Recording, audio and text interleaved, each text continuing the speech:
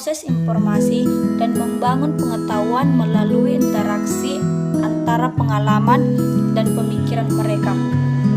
Melalui prinsip-prinsip seperti pemrosesan informasi, pengorganisasian pengetahuan, dan transfer belajar, teori ini dapat diimplementasikan dalam praktik pendidikan. Konsepnya, di dalam konsep teori ini bahwa belajar melibatkan pemrosesan informasi seperti memperoleh, menyimpan, dan mengorganisasi pengetahuan. Prinsip dalam meliputi pengorganisasian pengetahuan, pengembangan pemecahan masalah, dan penerapan strategi belajar yang efektif. Serta implementasinya itu di dalam teori belajar kognitif ini dapat diimplementasikan dalam pendidikan dengan menggunakan metode pengajaran yang mendorong pemikiran kritis, pembangunan konsep, dan penggunaan strategi metakognitif. Baik, yang soal kedua itu jelaskan konsep dan komponen-komponen sistem dengan mengikut sertakan satu contoh sistem. Di sini saya akan menjelaskannya. Konsep sistem adalah suatu kesatuan yang terdiri dari beberapa komponen yang saling berinteraksi untuk mencapai tujuan tertentu. Komponen-komponen sistem antara lain itu, yang pertama itu input. Input kita ketahui ialah komponen yang memberikan masukan ke dalam sistem. Input ini bisa berupa data, energi, dan sinyal. Yang kedua itu proses. Komponen yang melakukan pengolahan terhadap input yang diterima. Proses ini bisa berupa transformasi, pengolahan, atau pengubahan bentuk. Dan yang ketiga itu output. Output ialah komponen yang menghasilkan keluaran dari sistem. Output ini bisa berupa produk, informasi, atau sinyal. Selanjutnya itu umpan balik atau feedback. Umpan balik ini merupakan komponen yang memberikan informasi kembali ke sistem mengenai hasil output yang telah dihasilkan. Umpan balik ini bisa berupa informasi yang membantu sistem untuk memperbaiki kinerjanya. Selanjutnya itu kendali sistem atau kontrol. Dalam kendali sistem ini, komponen yang mengatur dan mengontrol kinerja sistem agar mencapai tujuan yang diinginkan. Kendali sistem ini bisa berupa perintah atau instruksi yang diberikan ke sistem. Contoh sistem yang dapat dijelaskan saya ialah sistem informasi. Sistem informasi terdiri dari beberapa komponen seperti perangkat keras komputer, perangkat lunak, basis data, jaringan komputer, dan orang-orang yang menggunakannya. Input pada sistem informasi bisa berupa data yang dimasukkan ke dalam sistem, sedangkan prosesnya adalah pengolahan data tersebut menjadi informasi yang berguna. Output dari sistem informasi ini bisa berupa laporan, grafik, atau informasi lainnya yang dibutuhkan oleh pengguna sistem. Umpan balik pada sistem informasi ini bisa berupa masukan dari pengguna sistem mengenai kinerja sistem, sedangkan kendali sistemnya bisa berupa perintah atau instruksi yang diberikan oleh pengguna sistem untuk mengontrol kinerja sistem. Selanjutnya itu soal yang ketiga itu jelaskan konsep, tujuan, dan aksioma teori sistem. Baiklah, di sini saya akan menjelaskan sedikit dari pertanyaan yang nomor 3. Teori sistem adalah seperangkat proposisi yang dikembangkan untuk membantu orang memahami sistem sehingga praktisi memiliki penjelasan yang masuk akal dan dapat diinterpretasikan dengan tepat. Yang pertama itu ada sistem. Sistem adalah kumpulan objek dan hubungannya antara objek dan atributnya terkait satu sama lain dan dengan lingkungannya sedemikian rupa sehingga membentuk suatu kesatuan yang utuh. Tujuan teori sistem ini, suatu sistem pasti memiliki maksud dan tujuan. Tujuan membantu orang memahami sistem dan memberikan penjelasan yang masuk akal sehingga dapat menginterpretasikannya dengan tepat. Aksioma teori sistem ini yang kita ketahui, aksioma adalah pernyataan yang dianggap benar tanpa memerlukan bukti atau penjelasan lebih lanjut. Dalam teori sistem, aksioma digunakan untuk membuat pernyataan yang tidak perlu dibuktikan lagi karena didukung oleh teori yang ada. Aksioma dalam sistem harus konsisten, dapat membangun sistem tersebut dan tidak saling bertentangan. Dalam teori sistem terdapat beberapa aksioma yang penting, yaitu aksioma definisi. Aksioma definisi ini merupakan istilah yang digunakan dalam sistem, bukan istilah dasar, dan dirumuskan dari istilah dasar sehingga mempunyai arti tertentu dan perumusannya menjadi suatu pernyataan yang benar.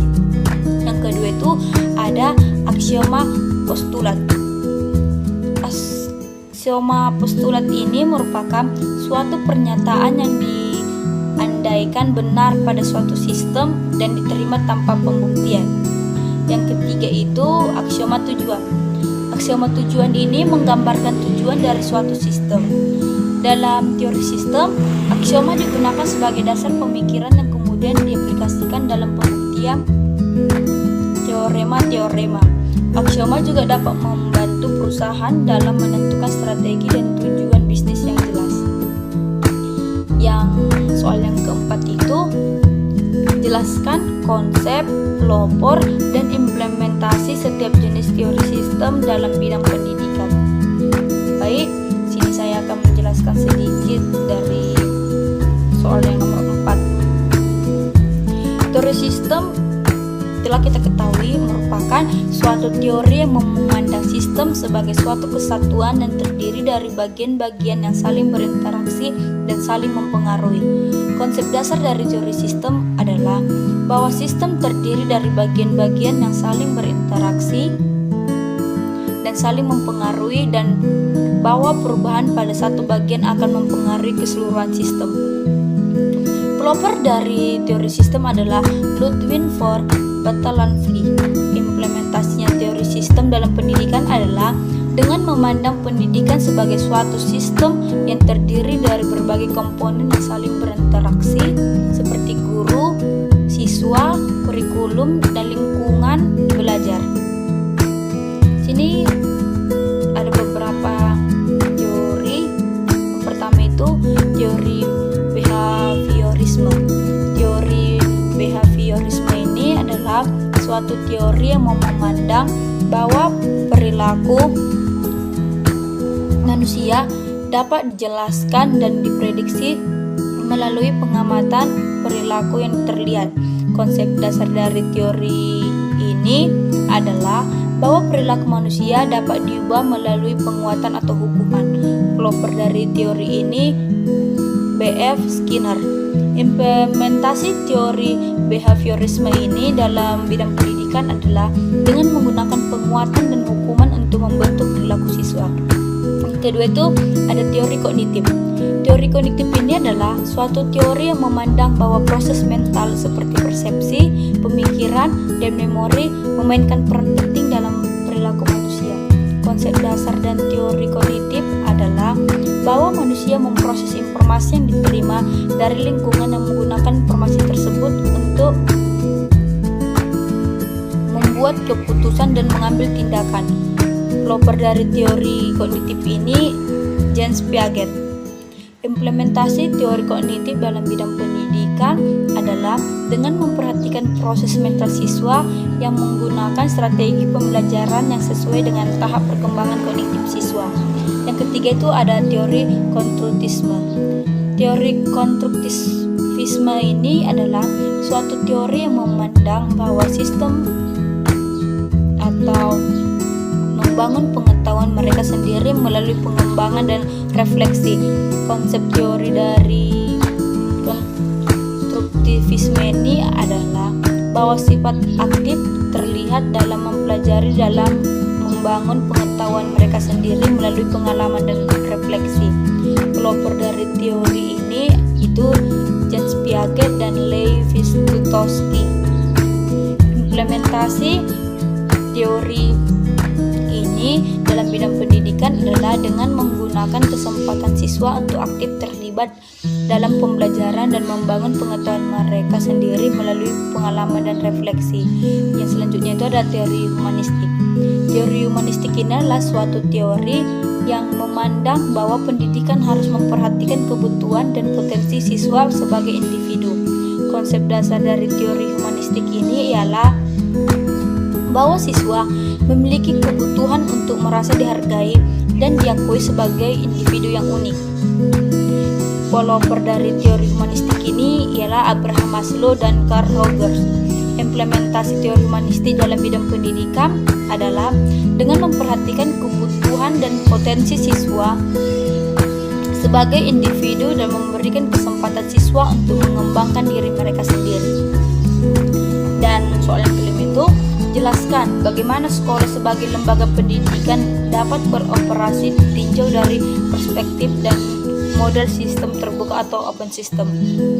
Bila di sini saya akan menjelaskan sedikit dari pertanyaan nomor 5. Sekolah sebagai lembaga pendidikan dapat dianggap sebagai sistem terbuka atau open system karena menerima input dari lingkungan sekitarnya dan menghasilkan output yang kembali ke lingkungan tersebut. Dalam konteks ini, lingkungan sekitarnya dapat mencakup siswa, guru, staf, orang tua, masyarakat, dan faktor-faktor lain yang mempengaruhi operasi sekolah.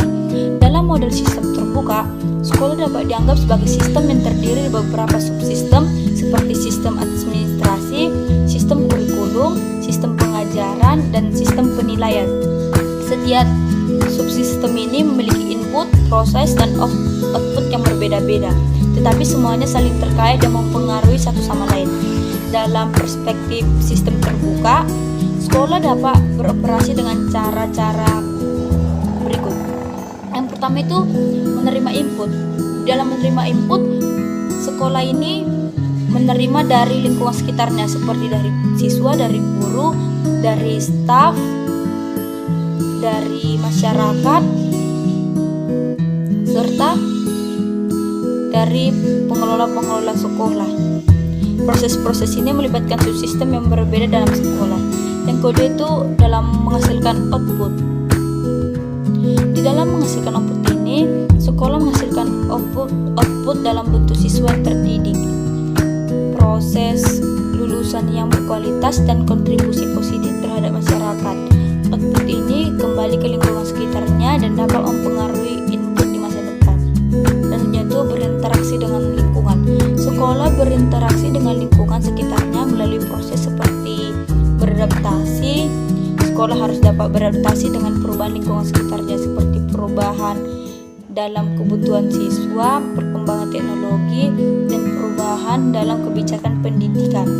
Dalam model sistem terbuka, sekolah dianggap sebagai sistem yang dinamis dan kompleks yang memerlukan manajemen yang efektif dan adaptif untuk beroperasi secara optimal.